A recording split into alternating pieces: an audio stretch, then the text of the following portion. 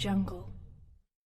Llevaba 3 semanas parado por un E15 de segundo grado y nada, ahora llevo dos semanas entrando con el grupo, cogiendo minutos y a ver si poco a poco vamos aumentando esos minutos. Perdón. Con el cambio de dinámica sí que es verdad que estamos compitiendo más los partidos, los resultados son más ajustados. En casa contra Villajoyosa hicimos muy buen partido y fuera de casa estamos compitiendo, que no se están dando los resultados, y a ver si nos hacemos fuerte en casa este fin de semana. Bueno, el Roda es un equipo que plantea los dos tipos de juego, sale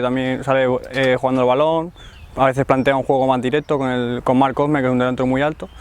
y bueno, es un equipo que en casa sí que está haciéndolo muy bien, pero fuera de casa está sufriendo un poco, y nosotros con el buen resultado que venimos de casa, a ver si podemos ganar otra vez. Nosotros plantearemos el partido como venimos haciendo, de hacernos fuertes atrás, intentar neutralizar sus virtudes, que yo creo que donde más daño hacen es cuando tienen el balón, sobre todo por dentro, y estamos haciéndolo bien nosotros por dentro ahí defendiendo, y cuando tengamos el balón aprovechar las nuestras, que últimamente de cara a gol estamos más finos, y nada, yo creo que con eso podemos llevarnos el partido. Los entrenamientos de esta semana han sido muy buenos, estamos subiendo mucho el nivel de entrenamientos poco a poco, tanto a nivel condicional como a nivel de juego, y yo creo que lo estamos encarando de cada fin de semana muy bien, porque tenemos claro dónde hacerles daño